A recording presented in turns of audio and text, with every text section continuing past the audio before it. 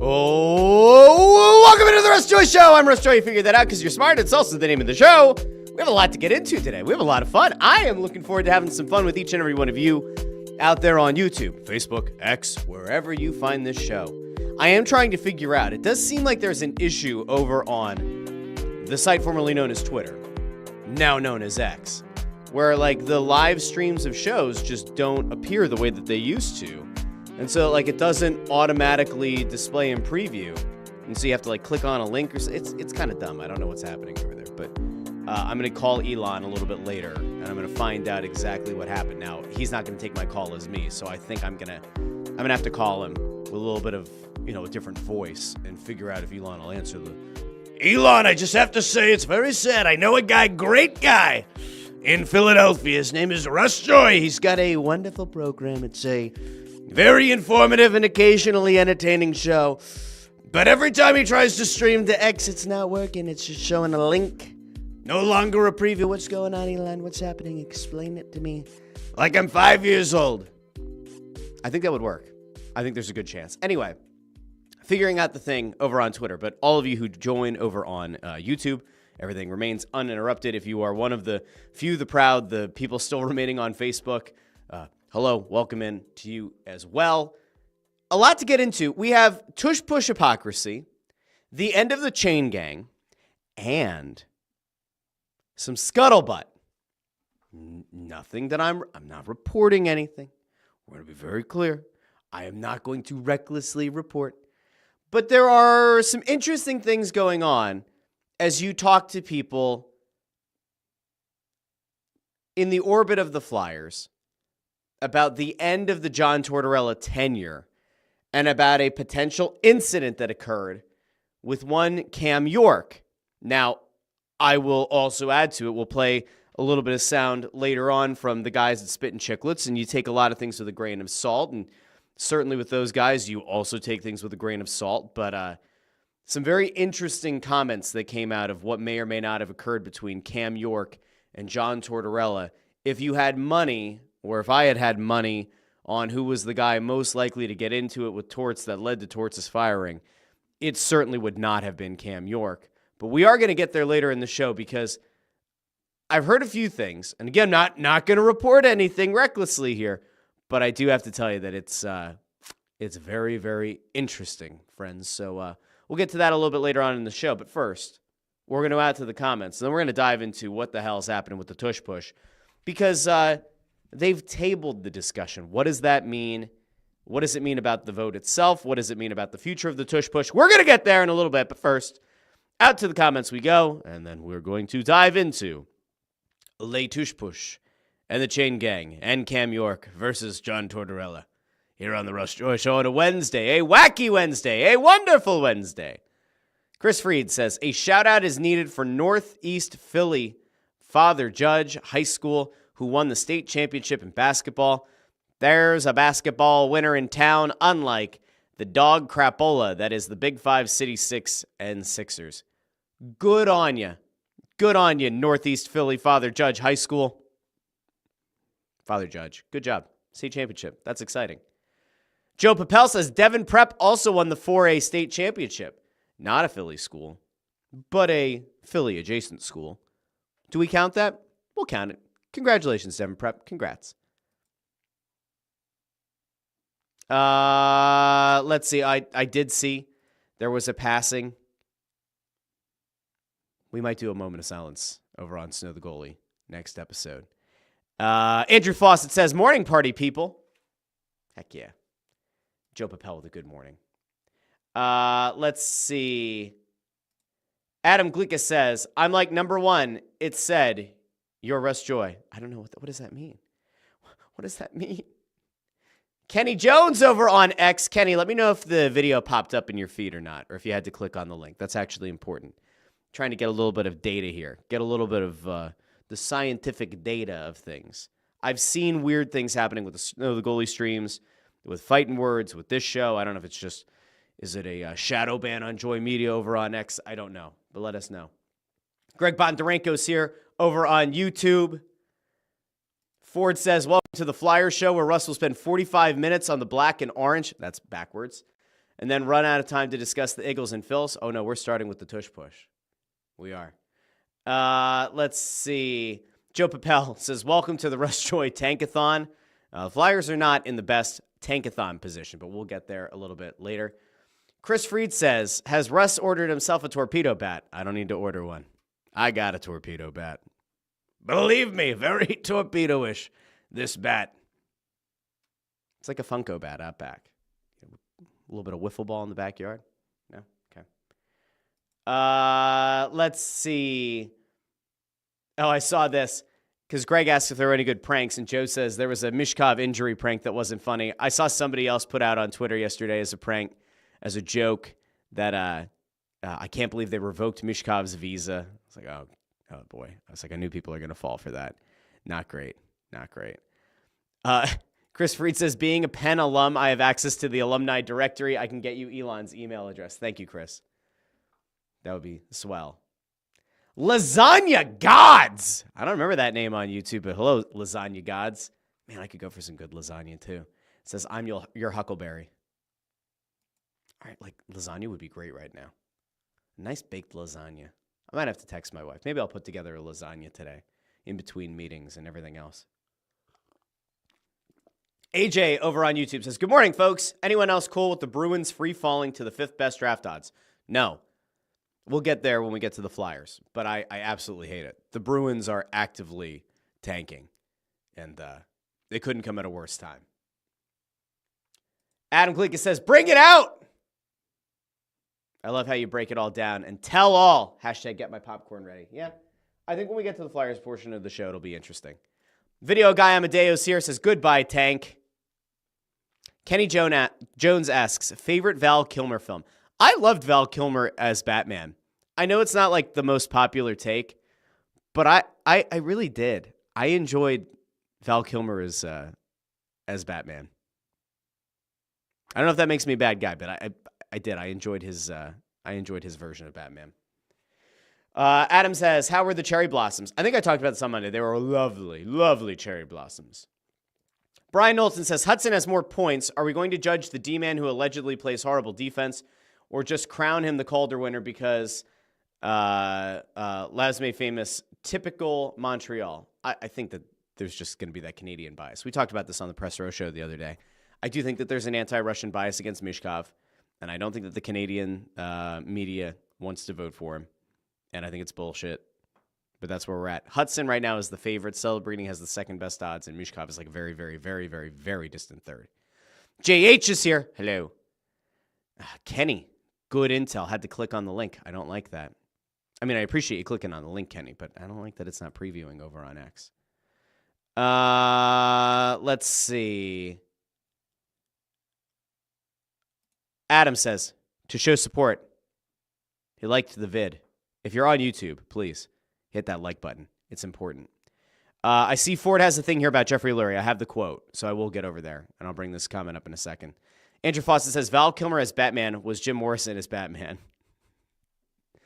All right, let's see. Greg Bondarenko says, Val Kilmer was great in Willow, one of my favorite movies as a kid. Landros is here, back from sunny Myrtle Beach. Welcome back, Landros. Welcome back into the chaos of the comments section here on the Russ Joy Show. That's what it's all about. I was sad when I woke up and I saw the Val Kilmer news. 65. That's a young guy. Kind of sad, you know? Allison is also here with a hello. Hello, Allison. Now, I want to get into what happened with the Tush Push. Because on Monday's show, I was a little bit rough on Sweet Baby Dumpling Sean McDermott. Or at least I say Sweet Baby Dumpling because some of the people that reacted to a couple of the shorts that video guy Amadeo, who's very behind the times on Val Kilmer dying, he clipped up some stuff, and a few of them were me going at Sean McDermott for his hypocrisy because he's a hypocritical fraud, a loser, a deadbeat. I don't know. He might not be those things. But Sean McDermott is absolutely the face of hypocrisy when it comes to the Tush Push. And I brought up the other day, I brought up some of his quotes, and I brought up the fact that he's talking about player safety, and this has been the bullshit framing that some of the coaches and some of the league executives have talked about, or team executives have talked about when they're exposing their anti-tush push bias. And when they do, they for at least a month have talked about player safety, player safety, player safety. And so what happened in the interim?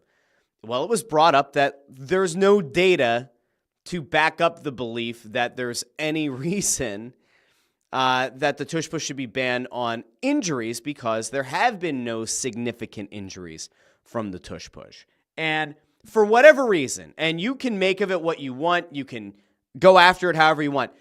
To me, it's absolute, complete, and utter nonsense that you could try to build an entire case to ban a play that the Eagles have perfected, that the Eagles run better than anyone else.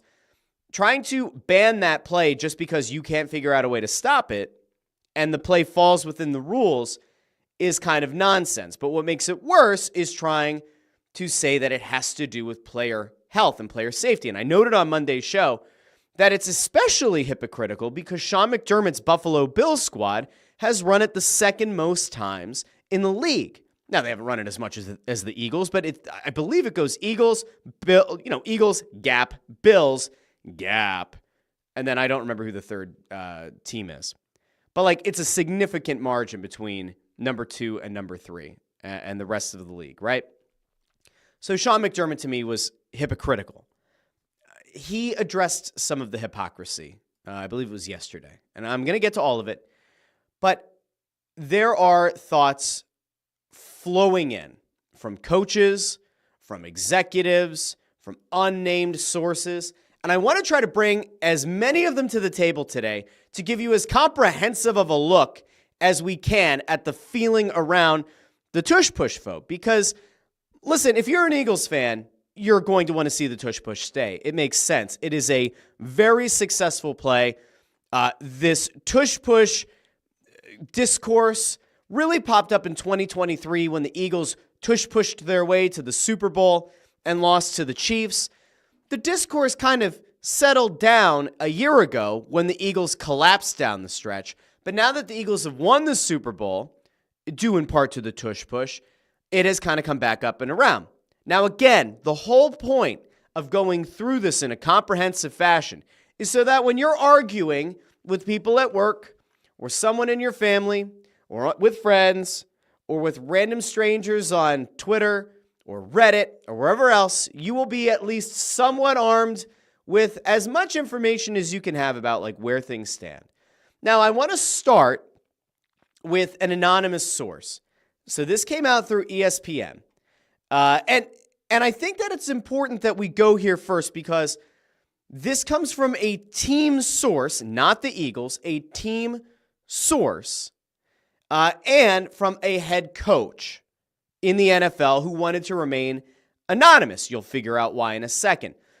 But ESPN is the one who reported this. So again, there's a difference between the people who get in front of the cameras. Matt LaFleur did, sounded like an idiot. Sean McDermott did, sounded like an idiot. But you can have those people get in front of the cameras, and I will give them credit. Even if I think that the entire premise of why they want it banned is bullshit, I will come back to the fact that I do think, if nothing else, they at least have the guts, the fortitude to sit in front of a camera and to let you know how they feel about the tush push. But this is from ESPN, so let's go over here first. One club source told ESPN that their team will be voting against the proposal because they don't believe the proposal is honest about the reason. This proposal is to ban the tush push. So a club source of another team said that they would not vote to ban the tush push because they don't think that the reasoning, which is player safety, is honest. That's important because at least one team, not the Eagles, believes that the rationale behind it is total bullshit. Good. That's a good place to start. An NFL head coach told ESPN he thinks the proposal is motivated by pettiness because some clubs don't have quarterbacks capable of running a push sneak. It's weak, the club executive said. It's punishing a team who became excellent at executing the play. In 2022, when Philadelphia was the only team doing it, there was a concern that it made the game less compelling because 4th and short was no longer in doubt. Then other teams copied it, and they can't do it as well. It reeks of jealousy. That is massive. I mean, that's damning. I wish the person had gone on the record, but fine. So you have the club source that says we're voting against because they're not honest about the reason. You have the NFL head coach that says it's because it's petty, that they're using a different rationale now versus what they might have done a couple of years ago. Oh, it's not aesthetically pleasing. It takes out the doubt around fourth down. And then once they tried to copy it and were unable to do it because their quarterbacks can't execute it, now we have to get rid of it. And the last line is the most damning. It reeks of jealousy, which again, I am totally fine with the idea. Like, listen, if you could provide tangible evidence that shows that the Tush Push is legitimately detrimental to the health of players, I would be more than willing to have the conversation, to bring somebody on the show to have that conversation and have them explain medically why the Tush Push is such a bad thing. I would be 100% in on it. I truly would.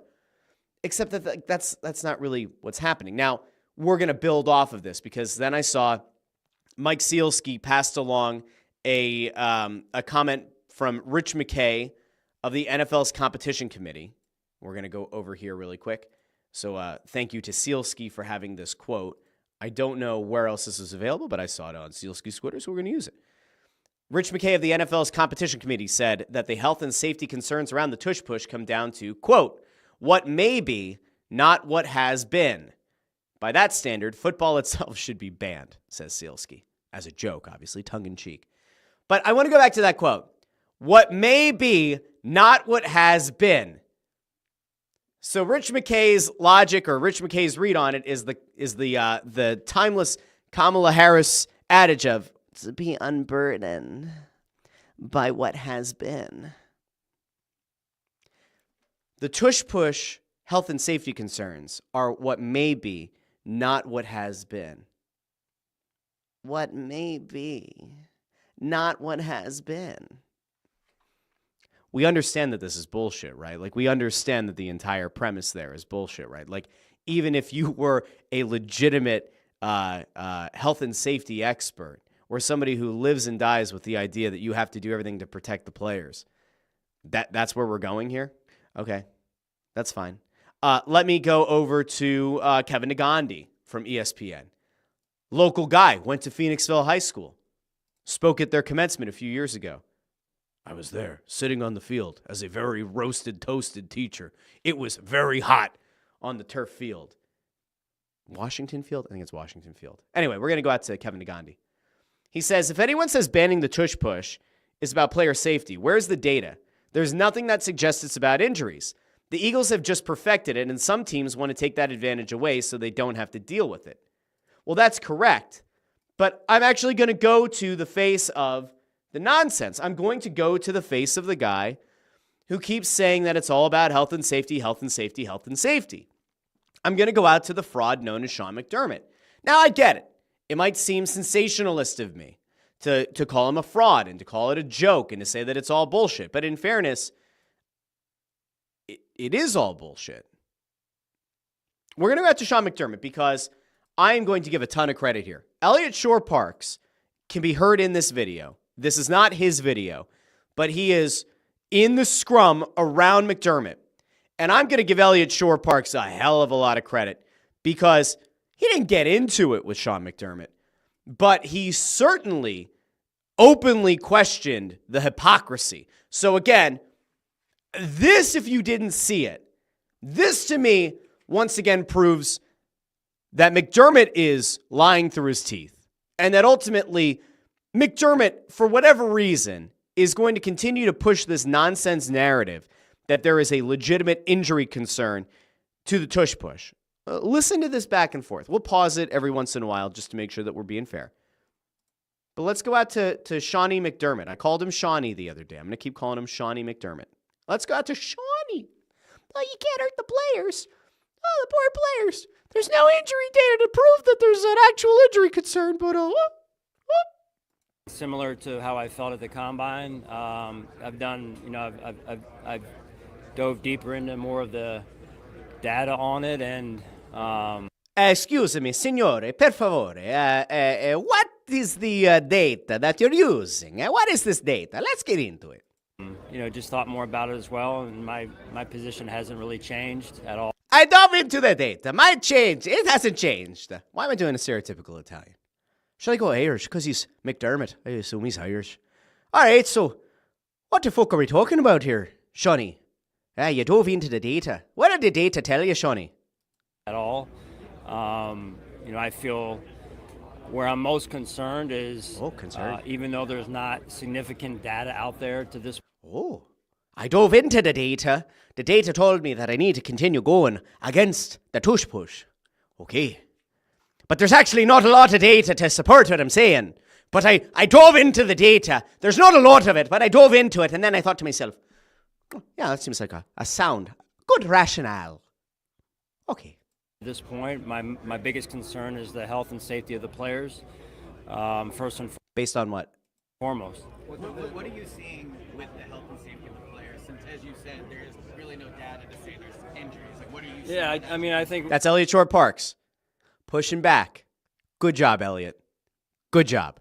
Anytime you get in, it's two things. It's force, added force, number one, and then the posture. Added force. Guys, I don't know if you know this or not. There's not added force in football. There are no plays in football that have added force. What exactly is added force? I actually do at some point want to have the chitty chat about the tush push versus, turn around and handing the ball to Saquon Barkley. We'll get there in a second. Okay. Of the players, being asked to execute that. You see the hands? The hands to me say insecure. Now, I'm not a body language expert, but he kind of stepped on his own,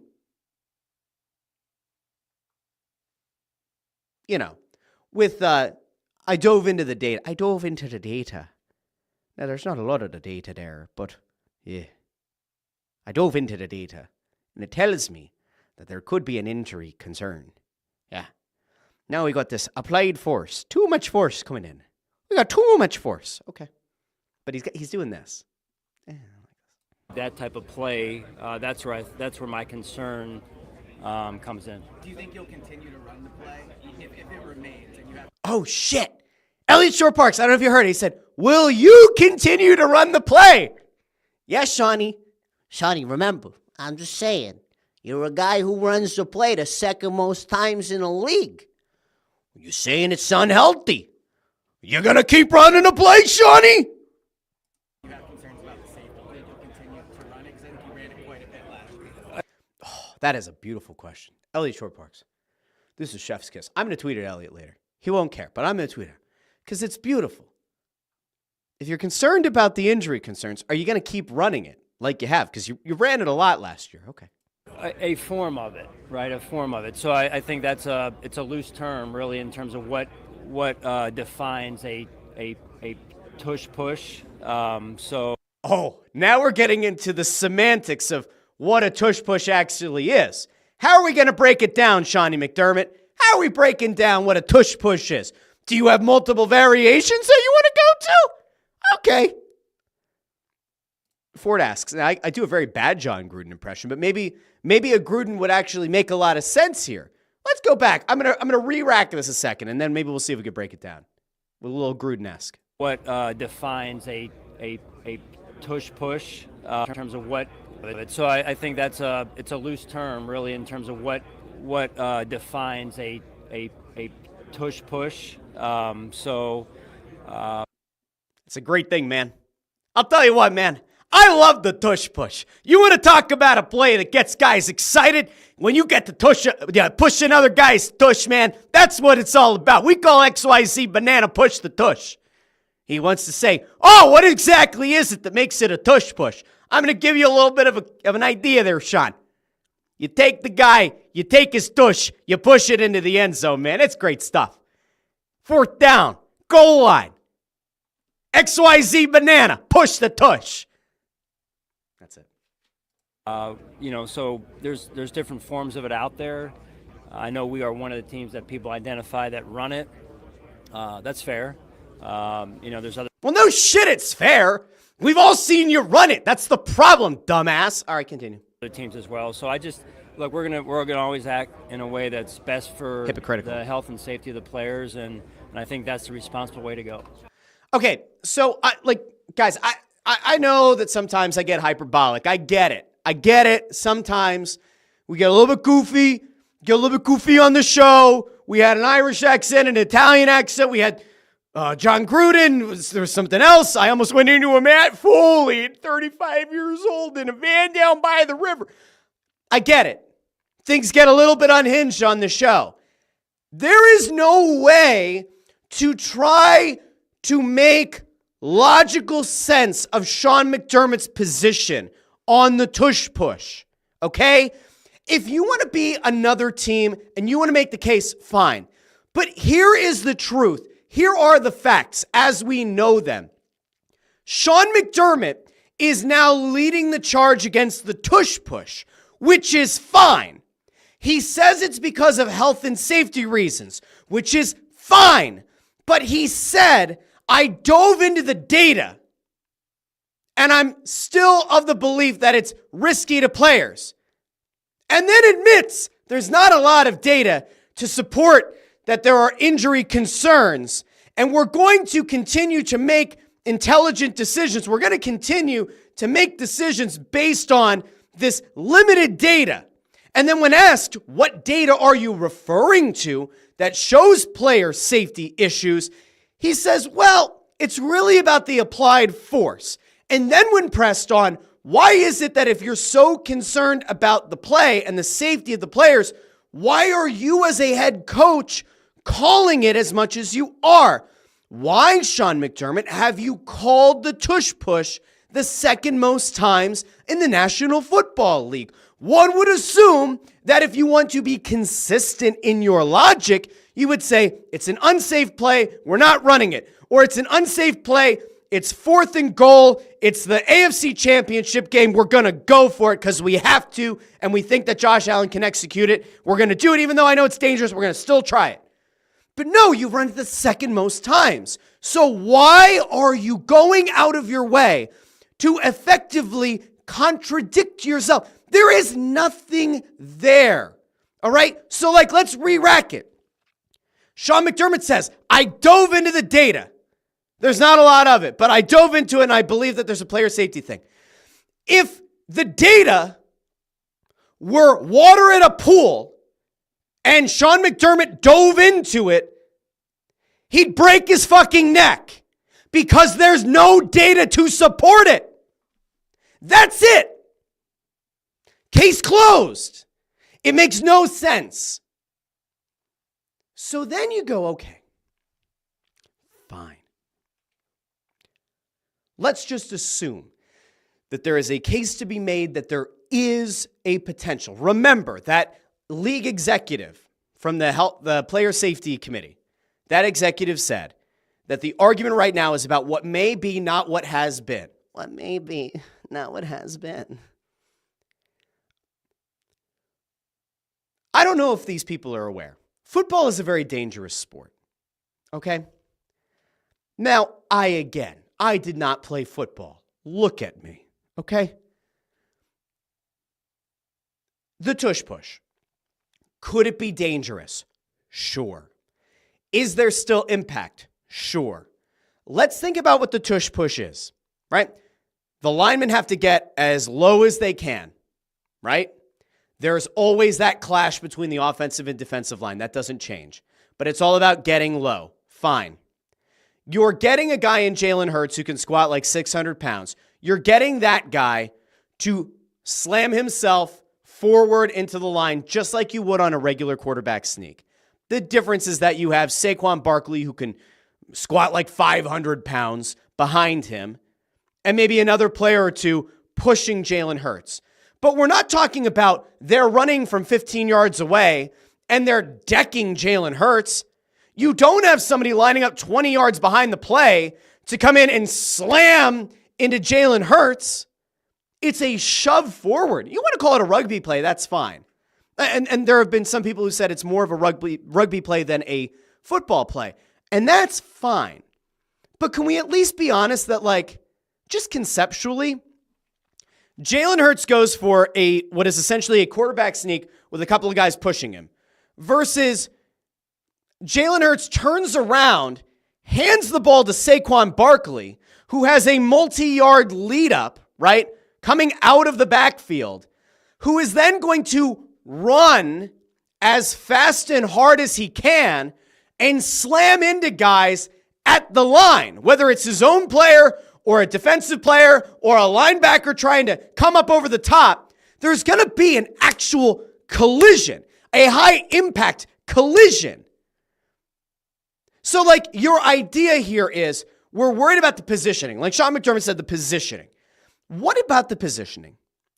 What is it about the line or about Saquon Barkley pushing or Jalen Hurts going through the line, again, akin to what a quarterback sneak would be? What is different about the positioning? And what is the catastrophic injury? Because I saw the quote going around yesterday. The catastrophic injury potential. What is it? That a guy is like more horizontal, and so if there's an impact, it's going to break their neck? Well, sure, I guess that's possible. You can also have a guy break their neck going across the middle of the field. You could have a broken neck from a helmet-to-helmet hit. Are we going to legislate hitting out of the game? Are we going to legislate crossing routes out of the game? Are quick slants going to come out because a guy's running at full burst, but maybe he gets jacked up across the middle of the field? Like, is that where we're going? I don't think so. So again, what is the reason that you're actively trying to ban the tush push? You've admitted there is no tangible data to suggest that the tush push has led to injuries. You are talking about potentially outlawing a play that through 3 seasons has not led to any injuries, and you're saying that, well, we're worried about the potential. Then there are a lot of other plays in football that have to go. Okay? There are a lot of things in football that are going to have to change. Because if high impact is going to be a thing, then all kinds of hitting has to go. And I know that it's hyperbolic to say, well, then you got to go two-hand touch. But like, what else are you going to go after? Like, to me, again, I'm fine with data. Give me data. Show me why there's an issue. Make a compelling case. And then you can have that conversation. But to say, well, we're worried about it. And then when somebody says, what are the data that proves? Because again, data, plural. What are the data that prove that this is an actually dangerous play? When you turn around and say, well, there's not a lot of data to suggest it. There's actually no injuries and there's really no data to prove that it is a problematic play. Then I'm sorry, you've lost me. You have. And in fairness, you've lost a lot of credibility. And it kind of looks like you're whining because you can't execute this play at the same clip. Okay? Now, I'm going to keep bouncing around here. I'm going to go out to Kyle Brandt because Kyle Brandt had a very heated take on the tush push. Again, I said we're going to go. We've now had executives, coaches, player safety committee. We're going to go out to some pundits. We had Kevin Negandhi's quote. We're going to go out to Kyle Brandt. I have a couple of other things that I want to get to here as well. Again, comprehensive overview of where the discussion is around the tush push. Let's go out to Kyle Brandt, who he can get heated as well. Let's hear what he had to say about the tush push. You got to stop with these flimsy, wispy injury concerns. The NFL, more than any time in its history, is all over the injury front. I will say this again, and I want you guys to listen. I want you guys, anyone looking to ban this, don't show up to the tush push gunfight with the pocket knife of injury concerns. Correct. Yes. Because if you do ban the tush push, then instead of Jalen Hurts pushing his way into the end zone, he's going to turn and hand it to Saquon, who's going to run a conventional running play with a leading head start, with more impact, with more collision. The old-fashioned running play at the goal.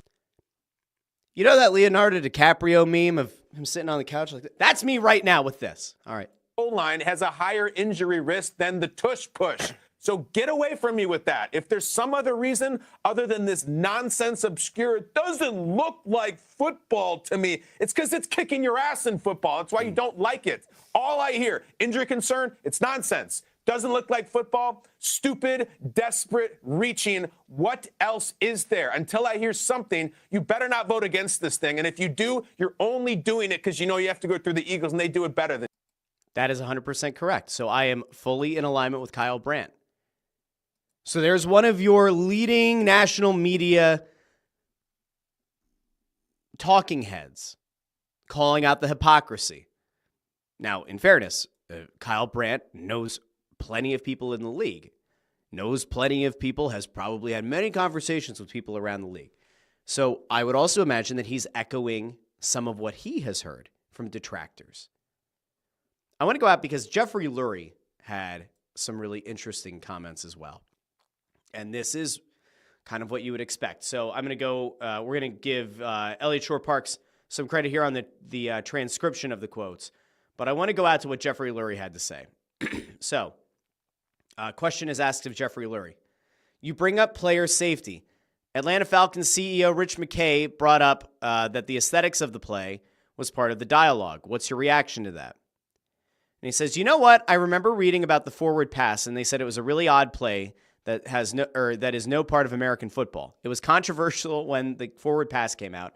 I think aestheticism is very subjective.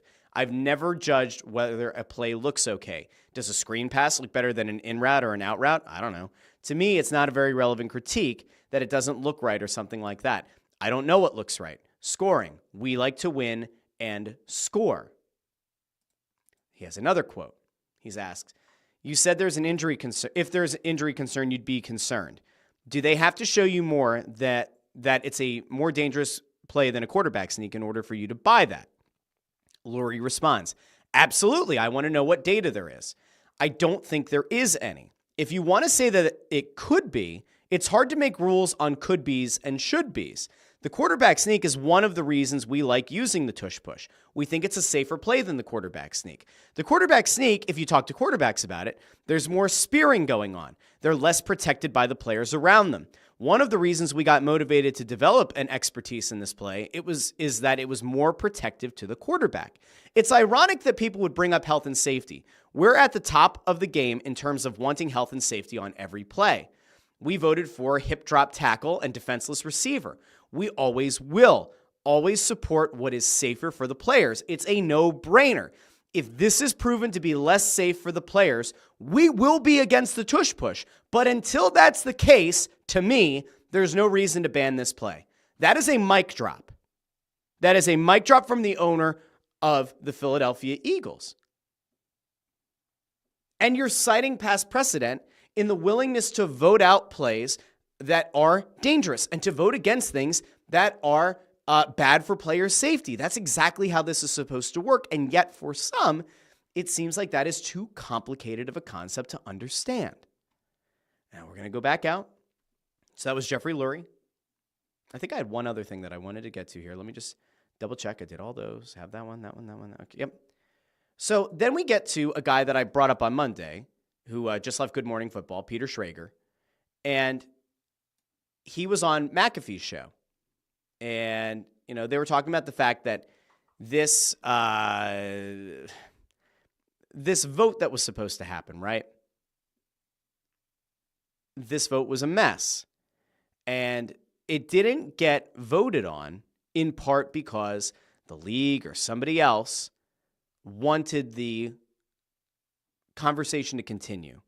They didn't want it to get shot down because I don't know if the league rule is that once it gets shot down in a calendar year, you have to wait until the next year's meetings in order to like bring it back up, or if it's like a one and done. I would assume that it's an annual thing. But there was an argument between the pro and anti tush push camps.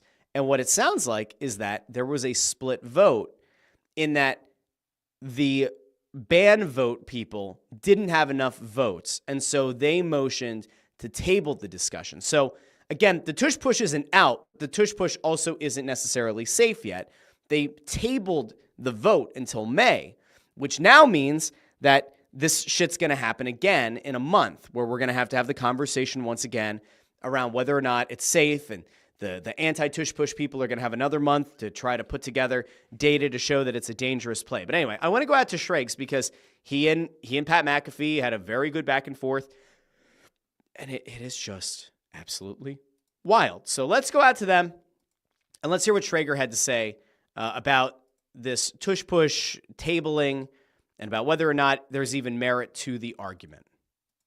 I almost think it's kind of cool if they get rid of it and the Eagles can look at each other and be like, we're that good at this that they had to ban it from the league. Yeah, the Philadelphia Eagles doing this and being the team is so perfect for their city. I mean, it's so perfect. Sorry, we're too tough. Okay? Sorry, you Johns aren't gritty enough to be able to stop us. It's like, what a perfect city, perfect coach, too. Sirianni, dogs. We want dogs. Sorry, our dogs are hungrier than your dogs. You know, O-line, D-line, Howie, that's all he cares about. Like, it is such a perfect situation. So they're going with the whole idea that, like, of course, and, like, it would happen with Philadelphia that you're going to have this kind of an issue, right? Like, that in Philadelphia, it just kind of fits that we finally get something right, and now it's being litigated out. All right, we'll continue. And that's also my favorite aspect is Howie obviously didn't play college or professional football. Howie's, this brilliant mind. But like talking to Howie about like he's got his chest out a little bit, like, oh, poor babies, like you guys can't stop it. Like, there's a little bit of that. And that bleeds throughout the entire city, and it goes right through to Miles Teller and Bradley Cooper and the fans that you see. Like, we're just tougher than you. Like, bring it. And you see these coaches, and McVay is obviously, you saw him in Whitworth in the gym. Like, he's no softy, but he's like, it's just not good football. It's gross. Like, it's a rugby play. That's not what we want to encourage. I hate the idea of it being litigated out because it's a rugby play, but okay. But it's now split. And as far as whether it'll get changed, I don't think the NFL on this one has a strong point of view. It's going to be how hard do these people want to lobby to get the 8 votes? And then it becomes like any election where, like, are you going to go campaign? Like, is McVay going to spend the next April and May, like, calling other coaches who are neutral and being like, I don't know if he's that passionate about it. So just to kind of recap, there was a part earlier in that show where they discussed whether or not the vote was like 16-16, right? It's 32 teams. So you need to get 24 votes for a resolution to pass, right? And so the belief is that it could have been as much as 50-50. Could have been 16 against the Tush Push, 16 for the Tush Push, right? But what Traeger's saying there is you need 8 more votes. You need to get to 24. The final vote has to be, at the very least, 24-8, okay? It does create a really interesting scenario here, right? If we go from this 16-16 vote, let's just assume that that's what it is. I'd be surprised if it was that high to ban it. But if it was 16-16, that means that over the course of the next month until the next set of owners' meetings, there is going to be somebody groveling to get 8 other teams to ban the Tush Push. So that means that like 8 other teams are going to have to listen to Sean McDermott talk about the minimal data that's there, but they're still worried about the player safety. You're going to have to listen to that like sniveling hypocrite for the next month and then say, yeah, we're going to back what that guy has to say. Or you take the more logical approach and say, if the whole premise is that it's a dangerous play, show the data that proves it is a dangerous play. Now, my real question is whether or not we're going to have an issue here a month from now. Are they going to table it again? Forgive me that I don't know the entire calendar of NFL owner meetings and when they're able to vote on things. But if it goes to next month and then they still don't have the votes, are they going to table it again? Does it get tabled to the draft? Does it get tabled to, I don't know, like something right before a training camp? Like, is this shit going to happen all year? Like, at some point you have to, nut up or shut up, right? At some point you have to say, we're going to take the vote, and if we lose, we lose. That's it. Or you could keep playing this game. I mean, listen, I've done a Kamala Harris and a Donald Trump impression on the show today. All right. So let's call me nonpartisan. All right. But doesn't this kind of feel like you're saying I didn't lose? Technically, you don't lose if you don't take the vote. And if you do take the vote and you lose, is Sean McDermott going to come out and say we didn't see the data. There was no data, but there was great data. I don't know. What are we doing? Honestly, what are we doing? I'm honestly just at a point now where it's I know Philly show. I get it. Bias, Philadelphia bias. I don't know, maybe, but again, I try to look at this thing fairly. There's just nothing to support it. And with that, I'm done with the Tush Push for now. There's one other thing that came out of these meetings, and then we're going to get to the Torts and Cam York thing because I see people in the comments asking, and you've arrived at the right time because we're going to get there in a second. But we do have to pour one out this morning for the chain gang. Now, some of you, video guy Amadeo, when you hear chain gang, you might go, what's the chain gang? I forget what the chain gang is. The chain gang, friends, is these guys. You know, we've all seen the chain gang. We know who the chain gang is. You go to a football game and you see these guys and gals and everybody on the side of the field, but they're, you know, the people who measure the yardage. And when you have a questionable call and they need to come out and measure, the chain gang comes out and they put the stakes in the ground and they let you know if you got the first down or not. It's very simple.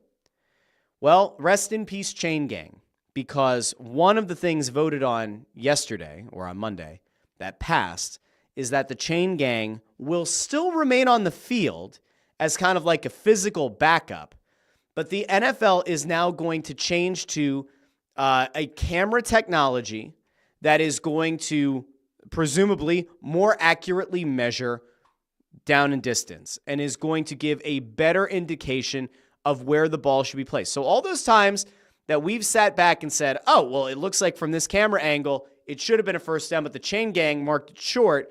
Ain't that some shit? They're moving to, and there's a tweet out there that said it's Sony's Hawkeye technology is what's going to be used to electronically measure first downs. Now, remember, I've said on the show a bunch of times, there are ways to do this. You could put a chip in the ball and have a chip along the sideline or in the pylons or whatever. There could be a way to very specifically pinpoint where the ball was. There's also like what they do in the EPL and some other international soccer leagues where you have that goal line technology and you see they kind of take a bunch of different camera angles. They put it together in like a computer model and it shows you if the ball went all the way across the goal line or not. We also see this in tennis and where it's almost instantaneous, right? Where ball gets whacked, the camera's able to track it and it can show, oh, there was like 2 millimeters of the ball that touched the line, right? So if they can do it in tennis and they can do it in soccer, there's no reason they can't do it in football. Now, the only real difference, of course, is that on a short yardage play, I have no idea how you're going to be able to measure it with a camera because as the bodies start to come together and you make that pile up, I think it's going to be really, really difficult to figure it out. But we'll see, and maybe that's where the chain gang is going to come in. Landros asks, are there chips in the ball? To my knowledge, no. It sounds like it is just a camera-based technology. Again, like very similar to what you see in other sports where it's just a bunch of different camera angles together. They compile it into a computer model, almost instantaneously give you an answer on whether or not it worked or not. So that's kind of a mess. All right, now I have to get to the last thing. The last thing is a rumor that's been going around. And if you're a Flyers fan, you may or may not be familiar with what we're going to talk about here. Now, I was down at the game was that Monday? It was Monday night. I talked to a bunch of people. Now, I did not talk to the Flyers front office. So in fairness, they are free of any conversation, critique, whatever. But I did talk to some people. And one of the things that we're trying to figure out collectively, because right, sometimes you try to piece things together. Sometimes somebody talks to one person, somebody talks to another thing. I get it. Legally, you have the hearsay, and it's it's not direct. Okay, fine. Which is why I'm not reporting anything. There is a belief that there was a confrontation between John Tortorella and Cam York at that game in Toronto, where York makes a boneheaded play on Toronto's goal, and then he gets benched for the second and third period of that game. And so,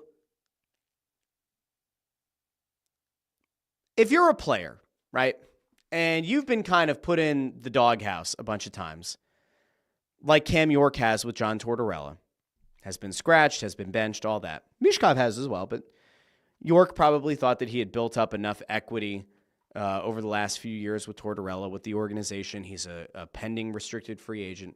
Probably thought that he had a little bit more money in the bank, as Elaine Vigneault liked to call it. And yet, he kept finding himself on the outs with this coach. And so he gets benched for 2 periods against Toronto in Toronto, which was also a very questionable decision in that, like, Toronto's a very good team, very skilled team, and now you're only skating with 5 defensemen, even though you have a 6th defenseman who's healthy. So now you've put this, like, not great burden onto the rest of the defensemen. And, like, there's probably a case to be made that as you're in the midst of this rebuild, and at that point the Flyers were very much in a free fall, you should maybe bench the guy for a period and then let him go out, prove that, you know, he can fix his errors, and then in the third period you have all 3 of your defensive pairs and you feel good. Well, that didn't happen. And so you think about, from a player perspective, are you going to be pissed off if you get benched? And the answer is, of course, yes, you're going to be very pissed off. And so then you go from that and you say, all right, if I'm pissed off as a player, am I going to be vocal about it to the coach? And again, the presumption here would be, yes, you would probably say something to the coach. Now, does that happen at the end of the first period when you were initially benched?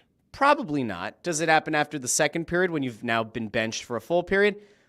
Maybe, but you're still in the heat of the game and it's a distraction.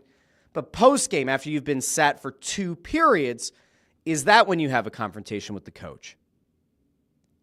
And I think it is. I do think that's when it is fair as a player. You're not trying to take away from your teammates. You're not trying to be a distraction. You're pissed off, but you're still worked up. So presumably, there would have been some kind of interaction between Cam York, who had been benched, and John Tortorella, who was pissed off enough that he benched him for 2 periods.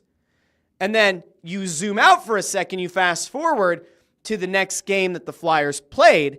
Cam York was essentially a healthy scratch. He was on the bench. They had to suit him up to meet the minimum skater requirement, and they needed to have that 6th defenseman suited up, but he didn't have a stick in his hand, and he was pissed that entire game, and then said, you know, that he made a mistake, and that he apologized to his teammates, and he understood why Bradshaw sat him and all that. And there was a very clear acknowledgement that something was wrong and that something had happened, right, that led to his benching. And Bradshaw said disciplinary. Not going to get into it, but it was a disciplinary thing. Okay, so now we zoom back out to that fallout. From that fallout, we go back to the game where York gets benched. So does Cam York have a conversation with John Tortorella? Presumably, yes. And from a few people that I talked to, there was, in fact, a conversation. Conversation might be putting it in a very interesting way, but yes, a conversation. Now, is there anything, and I brought this up with Bundy on the Press Row show the other day, is there anything that you could say as a player that would get you benched the next game? Bundy gave me a couple of colorful language things that, like, he has heard guys say to coaches before that has gotten them benched, calling them certain names. And that being disrespectful in front of the rest of the team, as a coach, you kind of have to put your foot down, and that could lead to you getting benched. And so to that end, I go, okay, well, yeah, it would make sense. Like, maybe Cam York goes up to John Tortorella and says, like, you know, fuck you, man. Like, I make one mistake and you bench me, and then maybe Torts goes, fuck me, fuck you. Like, okay, fine. Heat of the battle, heat of the game would make sense, okay? But that doesn't explain John Tortorella getting fired. Because if you think about it, let's just play this one out. Cam York is very upset. Apologies for the colorful language for anybody with kids in the car. Let's just play this one out. So you get post-game. Cam York has been benched for 2 periods. He comes back off the bench. He looks at Torts. Torts is pissed because they lost another game. York, at some point, probably says something to Torts. Now, maybe Torts, or maybe York initiates it. Maybe he goes up to the coach. Maybe he's got a problem. Why the fuck did I sit for 2 periods? That's not fair to the rest of the guys. What the hell? And then Torts kind of fires back, you know, stupid play. We told you this a bunch of times. You can't do this, can't do that. Dumb fucking play. You can't do that, blah, blah, blah. And they go back and forth. Maybe that's it. Maybe game is over. Guys are kind of getting ready. They're getting out of things. Maybe Cam York says something, Torts overhears it. There's a confrontation. Maybe York is sitting at his locker, fuming that he was benched for 2 periods. And Tortorella sees a fuming York, and Tortorella initiates. The fuck's your problem? What do you mean, what the fuck's my problem? You benched me for 2 periods. So maybe that's what happens. But what is pretty undeniable here is that there was some kind of interaction between Cam York and John Tortorella. And it was bad enough that York was benched for the next game, but also that John Tortorella got fired. Now remember, I broke all of this down shortly after Torts' firing. Danny Briere said that Torts' comments about, I'm not interested in learning how to coach a team like this at this point, that those comments weren't the only thing, that there were a bunch of other things over the last year or so that have, probably contributed to the idea of maybe moving on from Tortorella. And although it was not acknowledged and although it was not publicly stated that there was a plan for John Tortorella to eventually go up into an advisory role, believe you me, from the amount of people that have been discussing it for quite some time, it was very much in the cards. They wanted to keep Torts within this organization, and ownership really liked Torts, called him the spiritual leader of the team, all of that. There was a desire to have Torts here, even when his coaching days were done. But in order for you to get from that to fired, something else had to happen. And I don't think it was just the post-game comments. There had to be something else. And so I saw a tweet going around yesterday, and I said at the beginning of the show, take things with a grain of salt, okay? There was a thing going around on Spit and Chicklets, and they talked about it. Now, again, grain of salt. And I'm going to skip around here a little bit because there are a couple of parts that are somewhat relevant, and then there are a couple of parts that are not. But instead of just showing you the black and white comments of what was apparently said or what they heard was said, so you've got Witt, you've got Biz, and then you have Keith Yandel, former Flyer Keith Yandel, not a great tenure here, but former Flyer Keith Yandel. I want to go out to these guys because they had a couple of things that were interesting and that were noteworthy, and then we're going to kind of pull it all together, okay? Let's go out to what they had to say about what they heard. He came out and said, I got no desire to be coaching this team, basically. I don't know. And then apparently there was an incident with York, Cam York, yes, right? Where the following game after Torts was like, what was the title that they said that he was relieved of his duties? Yeah, not exactly fired, but Elliot said at first that he stepped down because he hadn't heard yet from the Flyers, and then the Flyers were like, no, we came. Remember, I broke that down here too. That was also a clusterfuck. Elliot Friedman, who's one of the big national guys, said that Torts stepped down, and then the Flyers had a statement within minutes that said, "No, he gone. He's relieved of his duties, fired." Oh, you can't fire me if I quit, kind of thing. Yeah. Hey, can you come in my office? I quit. But I think essentially he was fired. So then the following game after he was relieved of his duties, Cam York sat on the bench the whole game. Like, that's what I did. Didn't play 1 second. Didn't get the. So I'm gonna skip ahead, but this is what I was just talking about. Let's keep going. Match, and maybe things. So it wasn't physical. It wasn't. I talked to somebody in Philly. Chest to chest. No, it was just I think he had he had a bad play in the first period. Toronto scored, and Torts came in and just was unloading on him. And then he kind of went back at him, like almost one of those, like, "Hey, I'm gonna be here longer than you are." So let's break that part down. Witt's version of this is that after the first period, Tortorella unloaded on York. York unloaded back. Maybe that was part of why he was benched the rest of the game. But that York might have said something that was like, "I'm going to be here longer than you." That would be a very interesting thing to take because York is a restricted free agent. Who the hell knows? But okay. Yeah, I heard he got personal with Yorkie, and Yorkie was taking it for a while, and then he got personal with him, and then Yorkie unloaded on him, which I love that. Out of if you. Like, you get personal with the guy, and it's then like, call me a loser level. 16 or 17 more times. I'm out of here. Shout out back. York is also not a guy that you would have expected to be confrontational. In fairness, very laid back, Southern California guy. This is not the one you would have had money on.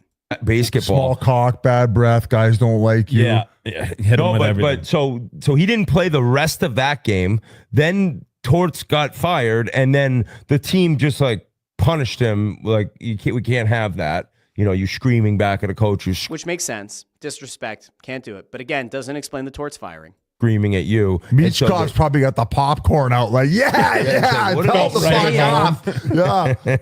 Niet. But they didn't have. They had to dress him because they didn't have enough healthy guys. Philly, man.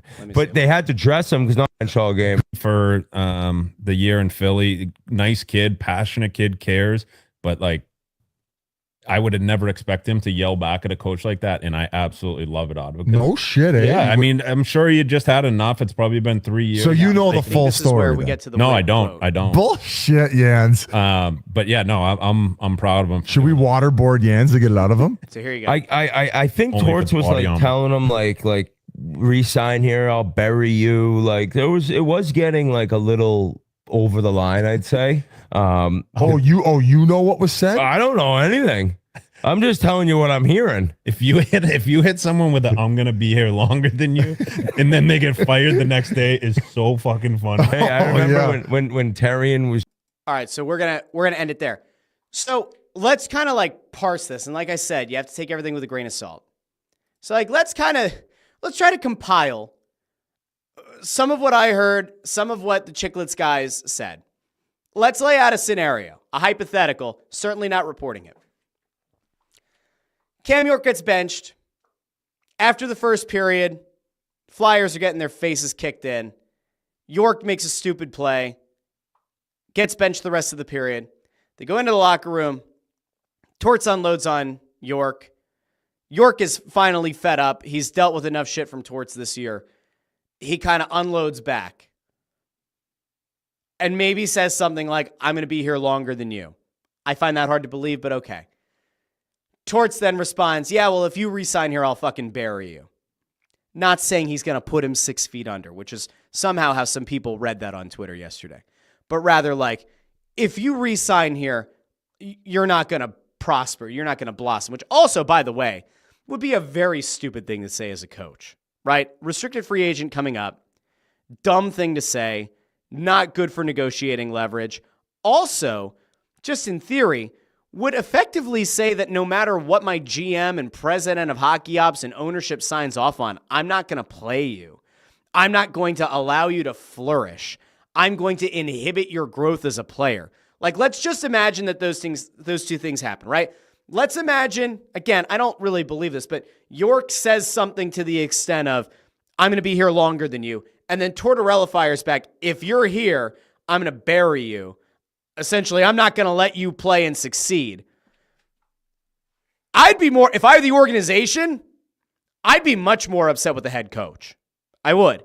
If I'm looking at those two things, again, grain of salt, not reporting, but like, let's put those two. If I have a player who says to the coach, has 1 year left on his deal, I'm going to be here longer than you. It's disrespectful. It's probably grounds for benching him the next game, which ended up happening. But does it rise to the level of anything beyond that? Probably not. And also as an organization, you go, all right, well, the guy wants to play here. Restricted free agency's coming up. They've already kind of gone back and forth on numbers. Cam York's camp's number is apparently very insane, but okay. Flyers don't think he's worth that. Okay, fine. But you hear that and you go, all right, he has to be benched because it's essentially insubordination, right? Fine. But if the head coach turns around and says, if you re-sign here, I'll bury you. I'm not going to play you. You're not going to find a lot of success here. I'm going to ruin your career is essentially what the implication is. I'd be really pissed off. If I heard that and I were Danny Briere, Keith Jones, Dan Hilferty, any combination of them, I'd be really fucking angry. Because what that would essentially do is, one, it then somehow gives fuel. Like York can go to his agent and say, this is what the coach said. This is what the coach threatened. So when we go to negotiate, let's remember that.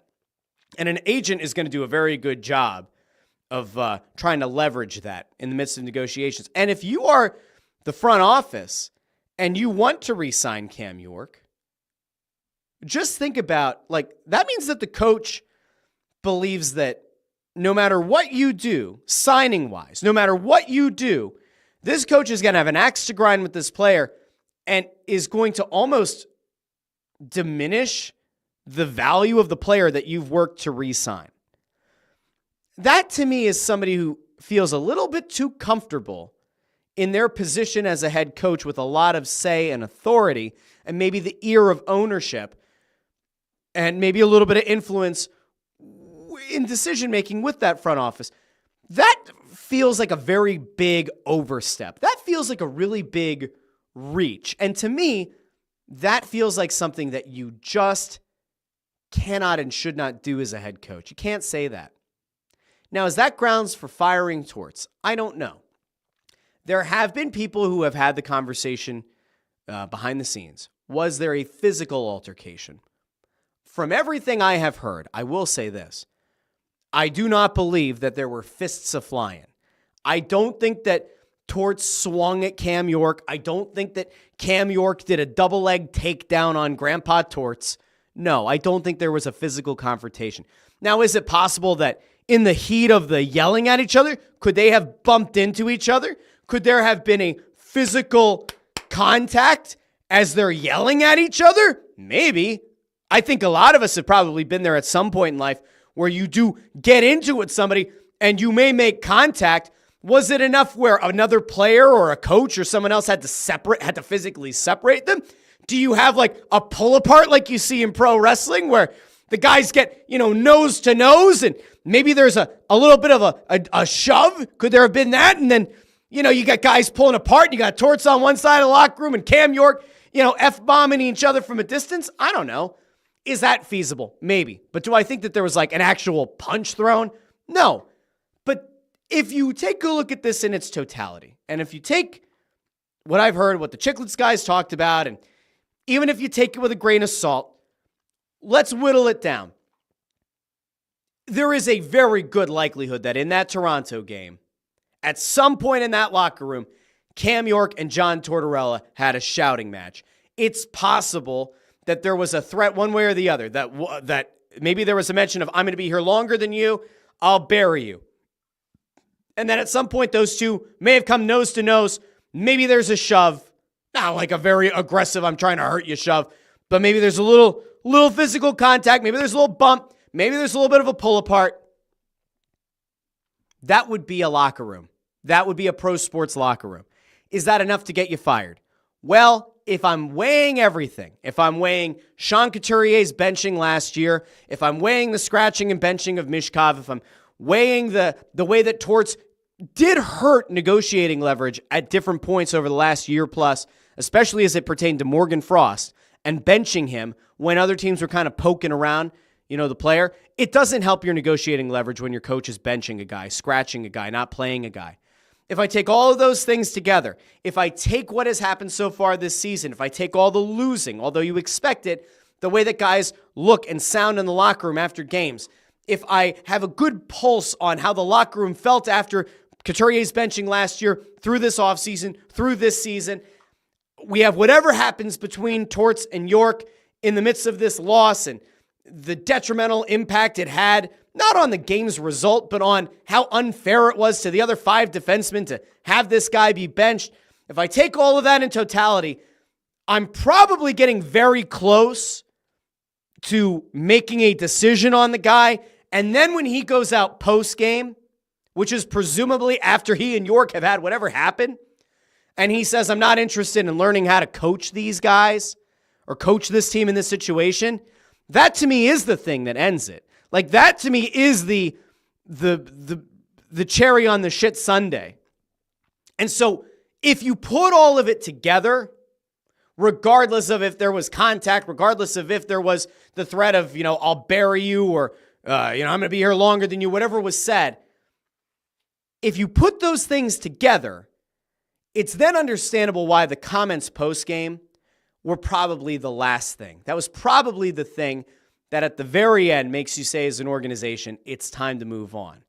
And now I did forget to pull this up, but the reason that I'm pretty convinced that there was probably something said that crossed the line is because a few days ago, Kevin Kurz put out over on Twitter, told from a team source it's fair to say something happened between York and Tortorella in Toronto that contributed to the coach's dismissal. Was put to me that, quote, they probably both crossed the line. How do you cross the line? Could it be a shove? Could it be making contact? Could it be that there had to be a pull apart? Sure. That's like the most, TMZ-ish sort of headline, right? But what is maybe more likely, and if we're going to give the Chicklets guys a little bit of a whatever, and that Yandel played here, and that I would assume that he still talks to a few of the guys in that locker room, could it have been York saying, I'm going to be here longer, and Torts says, I'll bury you if you re-sign here? I would say that both of those things are plausible. I don't know how guaranteed they were, but let's just say you put all of it together. Probably contributed to Torts getting let go. So again, I'm not reporting anything. I'm just letting you know. This is, if I put together some of the things that I've heard, if I put together what those guys said on their show, plausible. Plausible.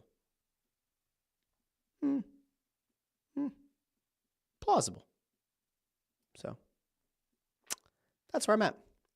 Last thing, because we've been doing this of late and we just need something good to happen. The Flyers the other night fell to 7th in the draft lottery. However, because Buffalo keeps winning, the Flyers are now 6th. They have the 6th best odds of winning the draft lottery. And so we're going to really quickly go over to Tankathon. We're going to take a goosey gander just for one time. Remember, we only spin it one time. We're going to take a look.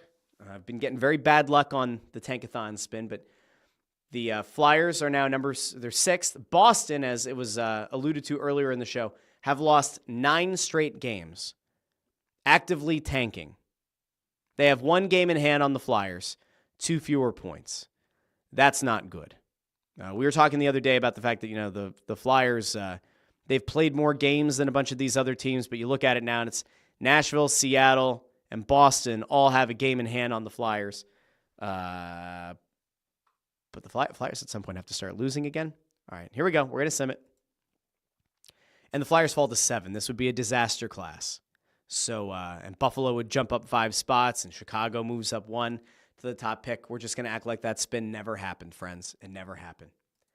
All right, so I think that's where I want to end. This was a long show. I would say it was a good show, but then again, I'm the guy who just talks for over an hour and brings up some comments on the screen. But I think we did a very good comprehensive job of looking at everything around the Tush Push.